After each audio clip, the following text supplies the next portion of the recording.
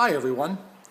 Some of you may have noticed that I approved a video response from the Wingnut on my Sci-10 Bully upload. And I'm not really interested in censoring comments or censoring, video responses unless they contain harassment or threats or some kind of hate speech. But I don't actually feel that the video response was all that relevant to the topic of my video, but I went ahead and approved it anyway. But interestingly, it is a topic that I had meant to discuss, and I may actually expand on that in a future video. But basically, the Wingnuts video is sort of talking about how Cult of Dusty has come under fire for using all these curse words in his attack on Sci-10 Brigade, but yet he makes other videos where he talks about, hey, speech is just sound coming through your vocal cords and, sound waves hitting your ears, what's your problem? And a sort of a potential disconnect between him telling Sci-10 Brigade to stop terrorizing people with his words, and then saying, well, words have no meaning, other than sound waves, etc., etc. You're a little weak if you can't handle these words. There is a difference, however, between so-called curse words and concepts, threatening concepts, right? And I think there is a distinction to be made there. And again, that's a concept that I was going to deal with in another upload.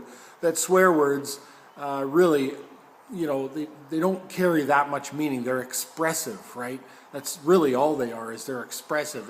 And as much as some people don't like it, and I, tend to use the appropriate language for the audience when I'm somewhere. So I can hang out with some rednecks and get awful rough. And I can also hang out with a bank manager and a doctor and a whoever and sort of speak appropriately. But as we all know, and maybe a lot of mechanics out there know, there are a lot of times when the only word that will suffice is fuck. I challenge you to find me another word that expresses the sentiment the way that one does, right? So they're expressive, and I think they're necessary, and I think they're worthwhile. And I think we've got this unhealthy fixation with them in our culture. When a child says a swear word, everybody comes all unglued. I was actually raised where my parents didn't censor my speech. And oddly enough, as I went through school, those words didn't hold the same stigma.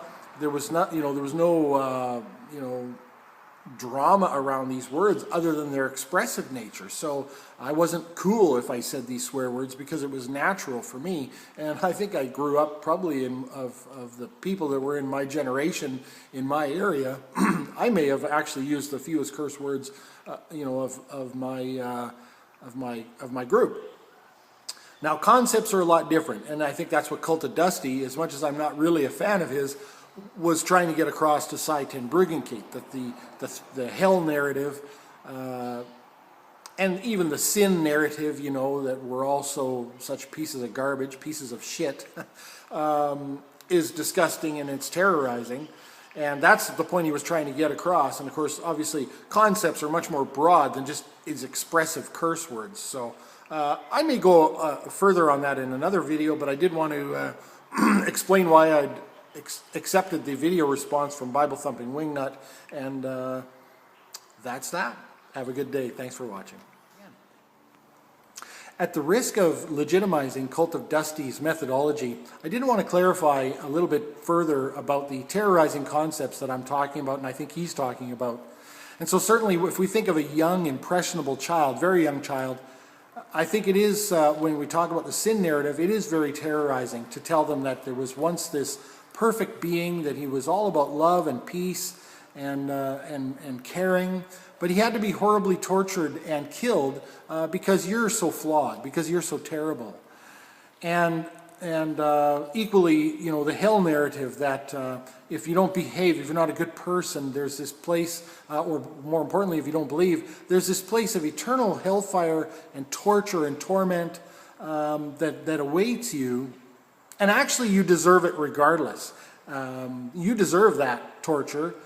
And that's why that other guy, that perfect guy, had to be tortured and killed. I think this is damaging, and I think it is terrorizing. especially when we consider the fertile imaginations of a young mind. I just can't imagine what these concepts do as they rattle around in their fertile imagination yet sort of immature brain. Man, that is terror.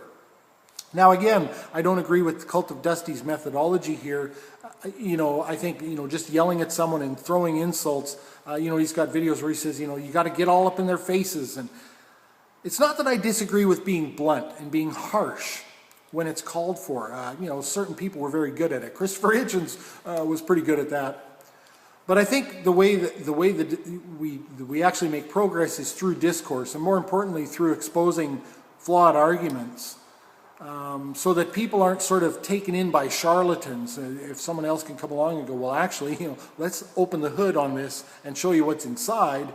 I think that's a better way of doing it. And again, it's not that I disagree with being harsh. I just don't really agree with the way Cult of Dusty goes about things. But I did want to clarify what I meant by terrorizing. Thanks for watching.